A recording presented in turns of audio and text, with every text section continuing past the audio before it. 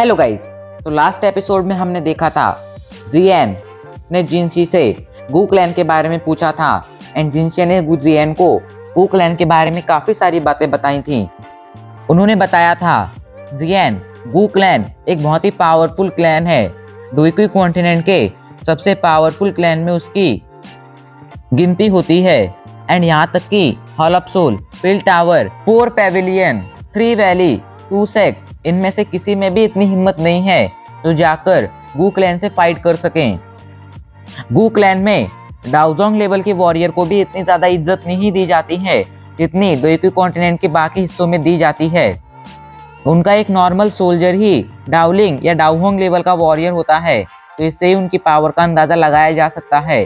गू clan में कई सारे लोग गू रियलम में जाकर प्रैक्टिस करते हैं। जिएन जब पूछता है कि ये गू रियलम क्या है तो जिनशी उसे बताते हैं गू रियलम को तुम एक जगह समझ सकते हो। जब भी कोई वॉरियर डाओशेंग लेवल पर पहुंच जाता है तब नॉर्मल जगह उसकी ट्रेनिंग के लिए सही नहीं रहती है। उस जगह पर ट्रेनिंग करने से उसे ज़्यादा फायदा नहीं होता है, इसलिए वो लोग एक अलग जगह पर जाकर ट्रेनिंग कर सकते हैं। तुम ऐसा समझ सकते हो कि डाओशेंग लेवल पर पहुंचने के बाद वो लोग एक अलग डायमेंशन में जाकर ट्रेनिंग करते हैं एंड उसी जगह को, उसी डायमेंशन को गू रियलम कहा जाता है। एंड इस डायमेंशन को गू रियलम इसलिए कहा जाता है बिकॉज गू क्लैन के ज़्यादातर लोग ही इस डायमेंशन में जा पाते हैं। डोईक्यू कॉन्टिनेंट के बाकी क्लैंस, पेविलियन या सेक्ट में इतनी पावर नहीं है जो अपने ज़्यादा वॉरियर्स को गू रियलम में भेज सके। ये बातें जानकर जिएन काफ़ी ज़्यादा शॉक हो गया था, जिसके बाद उसने जिनशी को हील करना स्टार्ट कर दिया था एंड फाइनली 8 घंटे की लगातार मेहनत के बाद उसने जिनशी को हील भी कर दिया था। लेकिन अभी भी जिनशी की पूरी बॉडी से वो फायर पॉइजन बाहर नहीं आया था। उसकी बॉडी में अभी भी थोड़ा फायर पॉइजन था, लेकिन वो जिनशी को ज़्यादा नुकसान नहीं पहुंचा सकता था।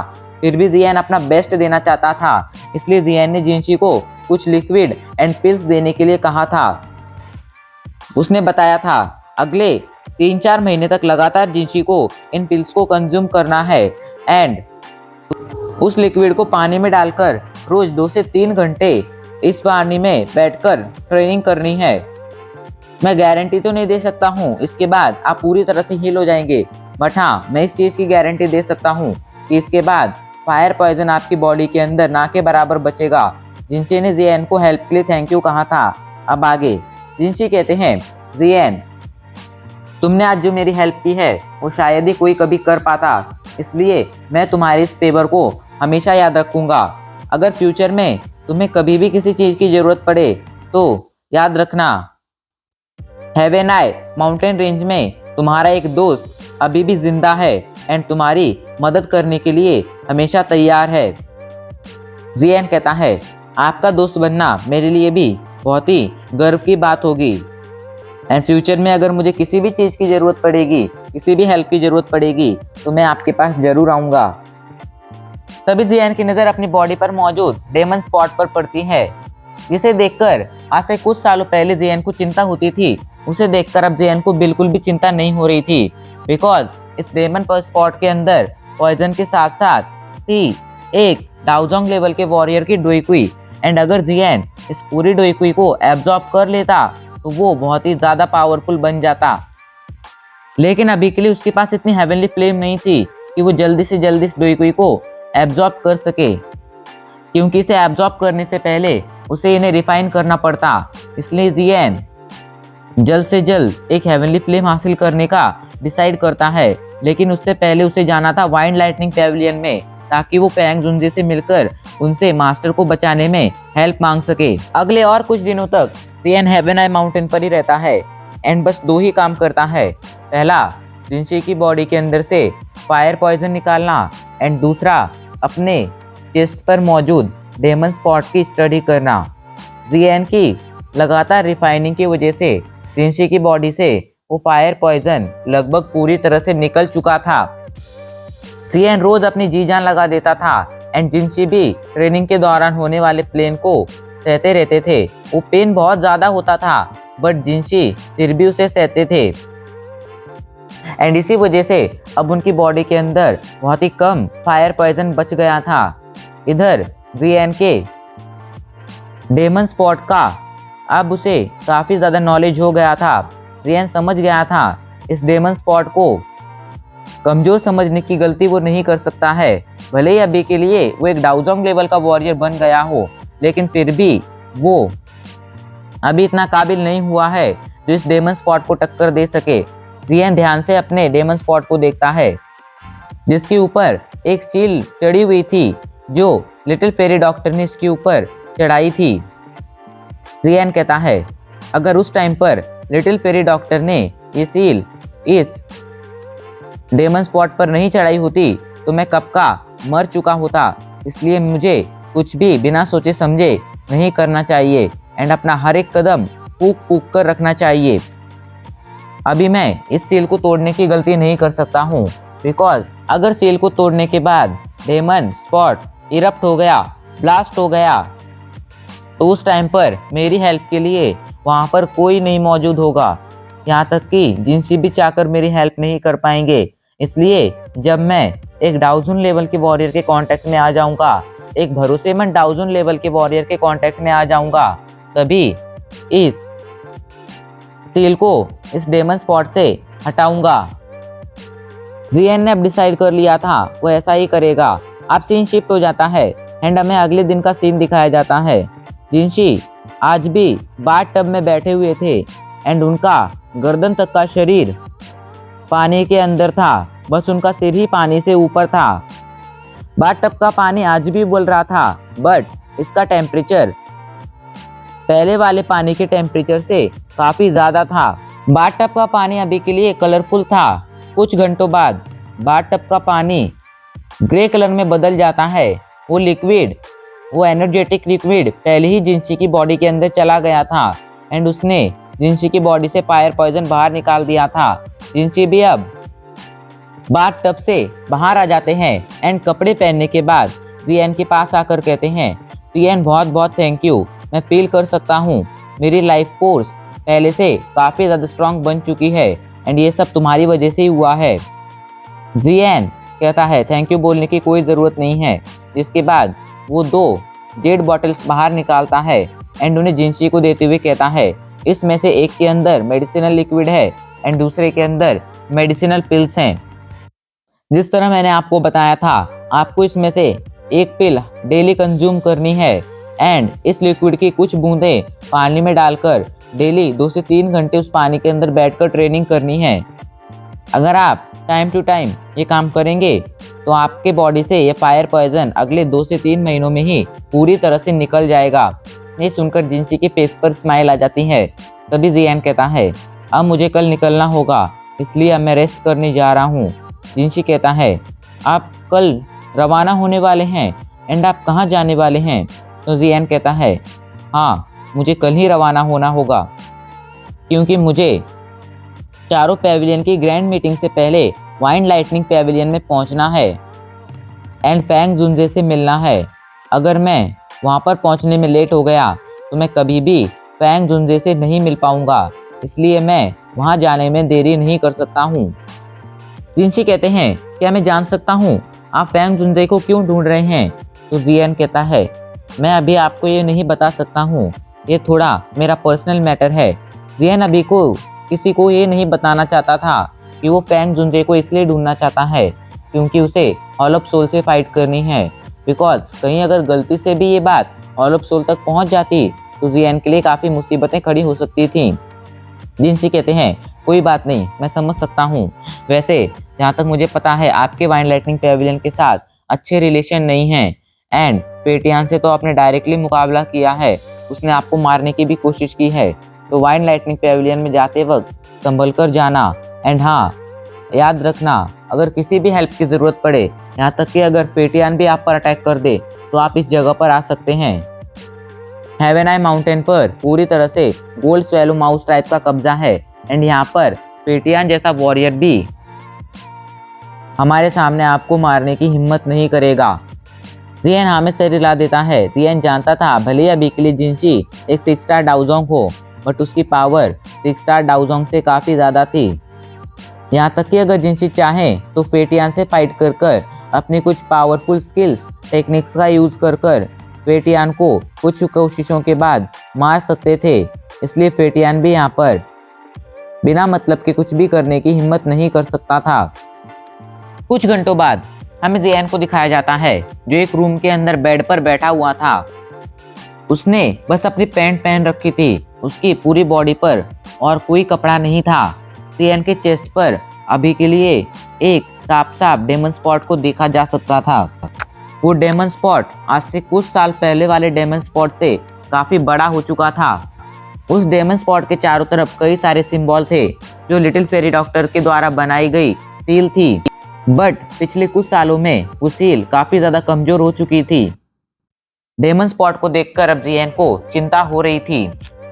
डेमन स्पॉट से बचने के जियान के पास दो रास्ते थे। पहला, एक डाउजन लेवल के वॉरियर को ढूंढना, एंड दूसरा 3 हेवनली फ्लेम को हासिल कर इस डेमन स्पॉट को रिफाइन करना। एंड दुख की बात थी कि जियान अभी तक इन दोनों में से किसी रिक्वायरमेंट में फिट नहीं हुआ था। ना ही उसके पास 3 हेवनली फ्लेम थी एंड ना ही किसी डाउजन लेवल के वॉरियर का साथ। हाँ, उसके पास मास्टर की बोन चिलिंग फ्लेम थी, लेकिन जियान आज भी बोन चिलिंग फ्लेम को मास्टर की ही फ्लेम मानता था। इसलिए बोन चिलिंग फ्लेम के अपने पास होने के बावजूद जियान ने बोन चिलिंग फ्लेम को कभी भी रिफाइन कर स्वैलो करने की कोशिश नहीं की थी। जियान का ऐसा ही मानना था, जब मास्टर लौटेंगे तब वो उन्हें उनकी बोन चिलिंग फ्लेम लौटा देगा। जियान कहता है, भले अभी तक मैं दोनों कंडीशन में से किसी भी कंडीशन में फिट नहीं हो पाया हूँ, फिर भी ब्रेक थ्रू करने से, डाउजोंग लेवल का ब्रेक थ्रू करने से मुझे काफ़ी ज़्यादा फायदा हुआ है। एंड अभी के लिए मुझे पहले जितना इस डेमन स्पॉट से डरने की ज़रूरत नहीं है, लेकिन मैं इसे हल्के में भी नहीं ले सकता हूँ। एंड अभी के लिए मुझे खुद पर ही भरोसा करना होगा। चलो एक बार मैं इसे रिफाइन करने की कोशिश करता हूँ। जिसके बाद जियान अपनी ग्लेज फ्लेम को कंट्रोल करता है एंड उससे अपनी पूरी चेस्ट को कवर कर लेता है। लेकिन जियान अभी के लिए काफ़ी ज़्यादा केयरफुल था, बिकॉज वो जानता था अगर डेमन स्पॉट को जरा सी भी जगह मिली एंड वो इरप्ट हो गया तो उसका बचना नामुमकिन होगा। इसलिए जियान अपनी ग्लेज फ्लेम के एक थ्रेड को क्रिएट करता है एंड उससे सील पर अटैक कर देता है, जिससे सील में एक छोटा सा गैप बन जाता है एंड उस गैप से डेमन स्पॉट का एक बहुत ही छोटा सा पोर्शन बाहर आ पाता है, जिससे डेमन स्पॉट नहीं फटता है, इरप्ट नहीं होता है। जियान ये देखकर खुश हो ही रहा था, तभी अचानक से डेमन स्पॉट, जो इतने सालों से सील की वजह से शांत बैठा था, सील के खुलते ही मूवमेंट करने लगता है एंड अचानक से ही एक अंगूठे जितना बड़ा डेमन स्पॉट का पोर्शन बहुत ही तेजी से उस गैप की तरफ आगे बढ़ने लगता है। ये देखकर जियान थोड़ा परेशान हो जाता है। वो तुरंत अपने ग्लेज फ्लेम को गैप के पास भेज देता है। जियान की ग्लेज फ्लेम सीधे जाकर उस डेमन स्पॉट के उस पोर्शन से टकरा जाती है एंड उसे आगे बढ़ने से रोक देती है। लेकिन जियान ने अभी के लिए बिल्कुल भी रेस्ट नहीं लिया था। वो तुरंत ग्लेज फ्लेम के कई सारे छोटे छोटे ड्रैगन क्रिएट करता है एंड उन्हें ब्लैक स्पॉट के उस पोर्शन की तरफ भेज देता है। वो ड्रैगन्स उस पोर्शन को पूरी तरह से कवर कर लेते हैं एंड उसे रिफाइन करना स्टार्ट कर देते हैं।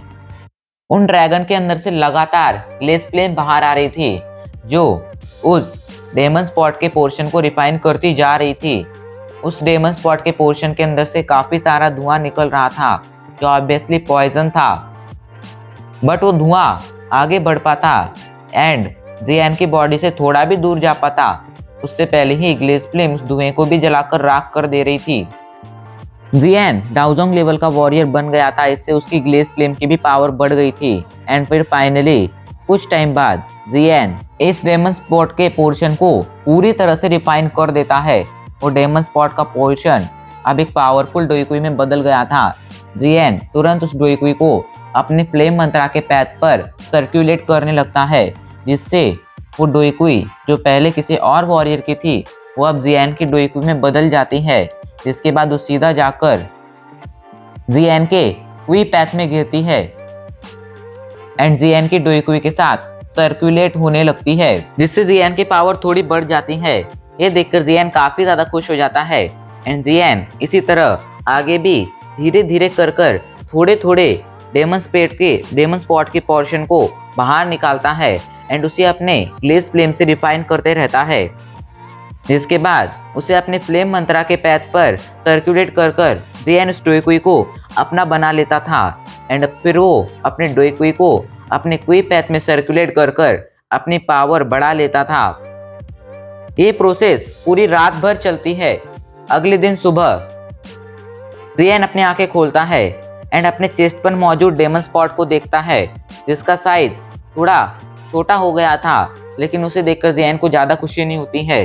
पूरी रात भर में उसने 10 से ज़्यादा बार डेमन स्पॉट के थोड़े थोड़े पोर्शन को रिफाइन किया था, बट उसका जिएन को ज़्यादा फायदा नहीं हुआ था, क्योंकि डेमन स्पॉट का साइज पहले से बहुत ही कम छोटा हुआ था।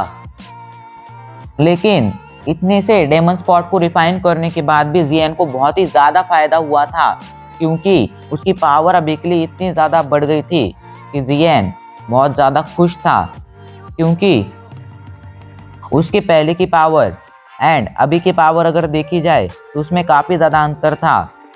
बस एक रात में उसकी इतनी ज़्यादा पावर बढ़ गई थी जितनी अगर वो बाहर नॉर्मली ट्रेनिंग करता तो 3-4 महीनों में बढ़ती। मतलब 3-4 महीने की ट्रेनिंग उसने एक ही रात में कर ली थी।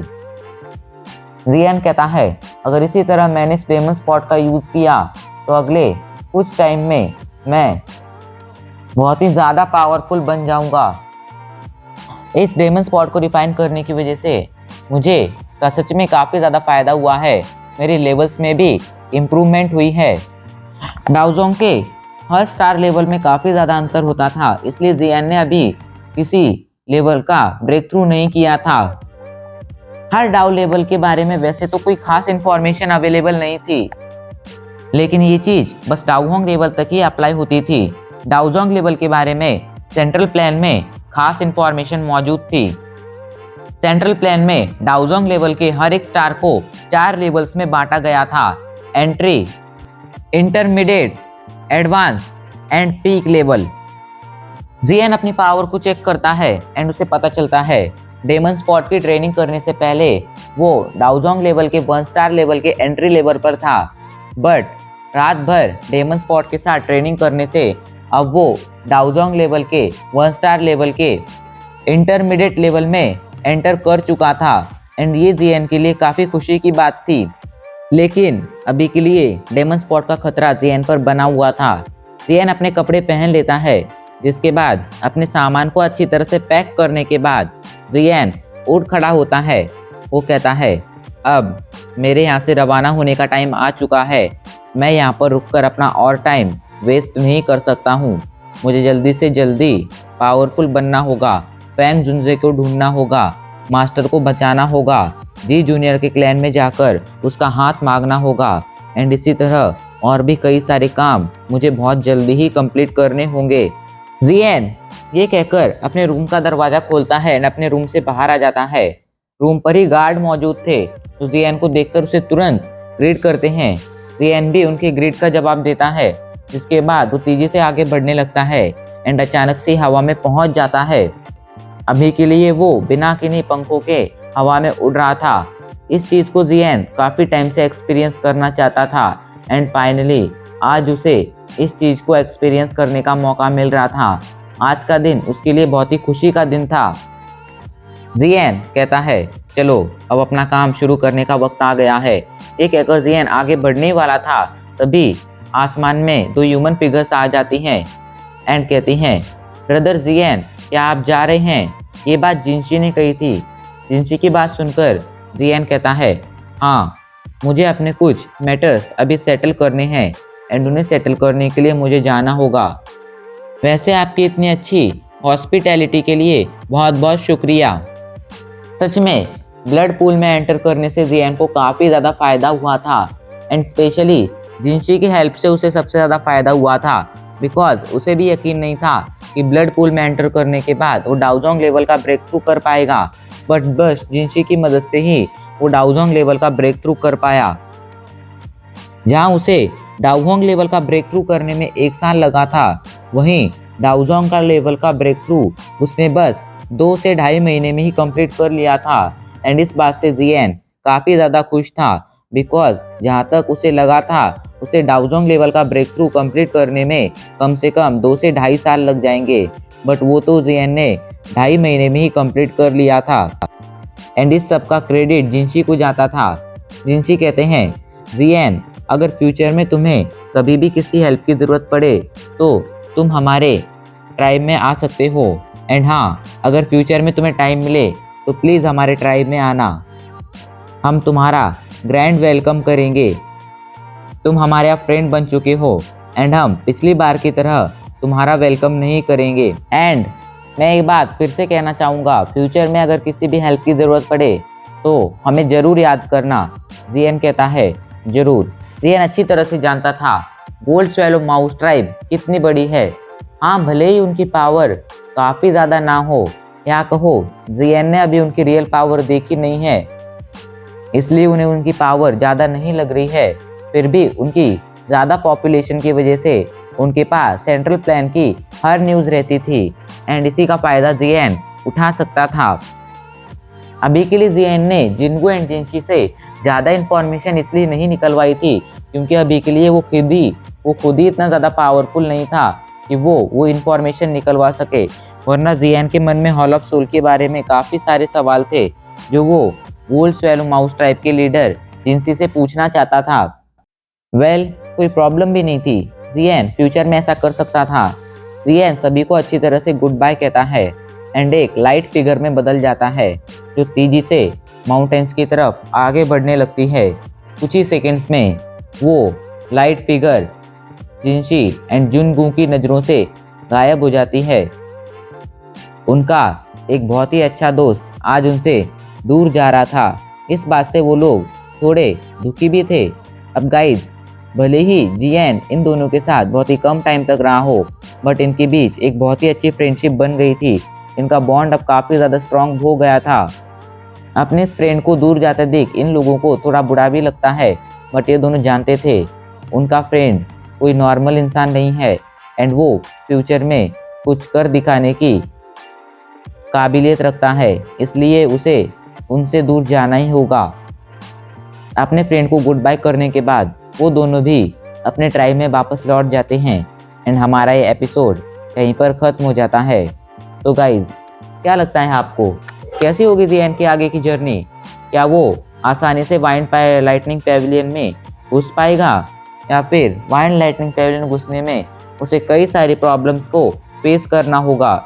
एंड फिर वाइंड लाइटनिंग पैविलियन में घुसने के बाद भी क्या वो फैंग जुनजे से मिल पाएगा या नहीं? एंड जियन के इस डेमन स्पॉट की प्रॉब्लम कैसे सॉल्व होगी? इन सभी सवालों की जवाब जानने के लिए हमारे चैनल को अभी सब्सक्राइब कर लीजिए एंड वीडियो को लाइक कर दीजिए, एक प्यारा सा कमेंट भी कर दीजिए।